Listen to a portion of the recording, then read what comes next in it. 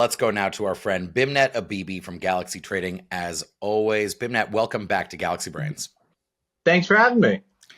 So, wow, it's been an exciting weekend. Lots of volatility in and around the inauguration. Bitcoin up to new all-time highs at 109, and then back into the 90s, and then back to 105. We're at 104 right now as we record on Wednesday, January 22nd. Before we get to Bitcoin and crypto markets, though, what, if any, has the reaction to Trump's inauguration been in traditional markets?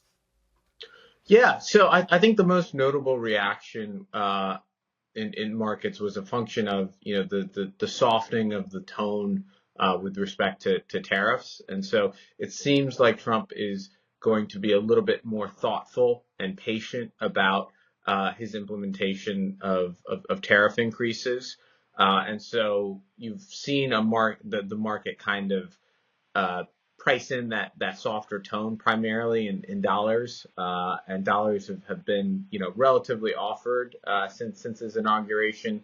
You've seen euro go from 102 handles to 104 handles.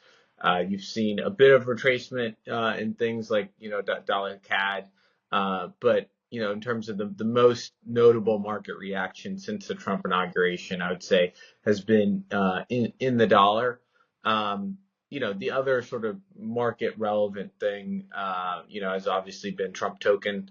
That had a very aggressive launch this past weekend, right around the crypto conference, and so it's really hard to ignore an asset that goes to almost $100 billion fully diluted in a handful of sessions. But I think that got more eyes on crypto.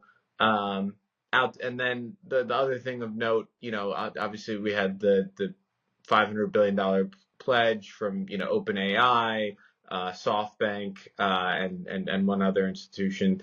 And the market reaction to kind of it's not necessarily all Trump, but the market has kind of really strongly looked upon AI names, semis, data center plays, energy plays. Those are really strong outperformers since his inauguration. Taking a look at like data center data center performance over the past 5 days, they're up 12% in the last five sessions. Nuclear stocks as a whole are up 18% in the past 5 days. And so, you've really seen the market kind of pile back into the AI narrative in U.S. equities. And so, I think that the main reactions, U.S. equities, a little bit in crypto, and the U.S. dollar. Yeah, that makes sense. And Bimnet, I saw earlier today, our time in the morning, but in Davos. So I guess it would have been this evening in Davos. Larry Fink from BlackRock said specifically that nuclear has to be a big part of the AI data center energy needs that the world will have. So just commenting on that nuclear thing. Been a long time supporter myself of nuclear as an option for clean energy, large amounts of it. Bimnet, on the crypto and Bitcoin side, what did it look like to you over the weekend? I mean, we ranged in almost like an 8 or 9% range. It was a lot of volatility for Bitcoin, and it looks to have calmed down now over the last couple of days. But what are you seeing there? Yeah, I think the market is a little schizophrenic right now, and rightfully so. I think the distribution of outcomes is very wide, and I say that because there is a chance that an executive order about crypto gets signed, and it includes language around a strategic Bitcoin reserve or a strategic Bitcoin stockpile.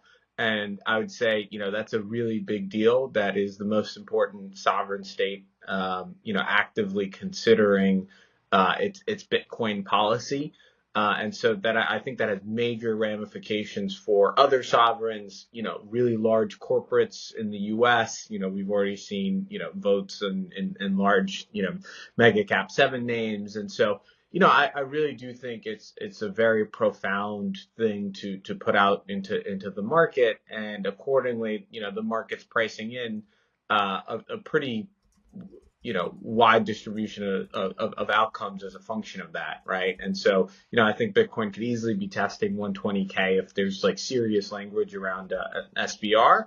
And given how much positioning there is built up in Bitcoin, I think you could see a pretty adverse sort of reaction to Bitcoin, if there isn't, strong kind of language around an SBR, or the rest of the executive order kind of fails to meet expectations. And so, you're kind of dealing with a binary outcome.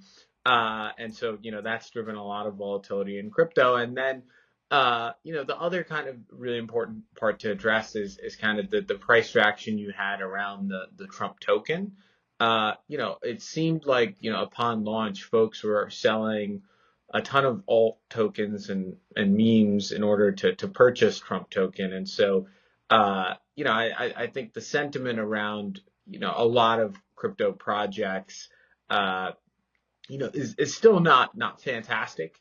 And you kind of saw that this weekend. There's a handful of alts that have, continued to slide, even in the face of, Bitcoin that has recovered. And so, it's kind of a tale of haves and have-nots. And it kind of seems like the tokens that are ripe for institutional products, US-based tokens that are likely to get US ETFs, and tokens that already have existing products, those seem to be the winners, and the losers seem to be kind of everything else for the most part that is trading at really high valuations. And so I think with respect to crypto, your next clear catalyst is a potential executive order.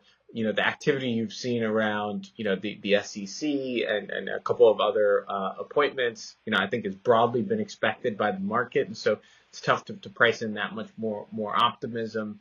And once you get the executive order out the way, I think what's really going to drive crypto on a go forward is, something we spoke about last week, is that I do think that the correlation to broader risk assets will be very high for this year.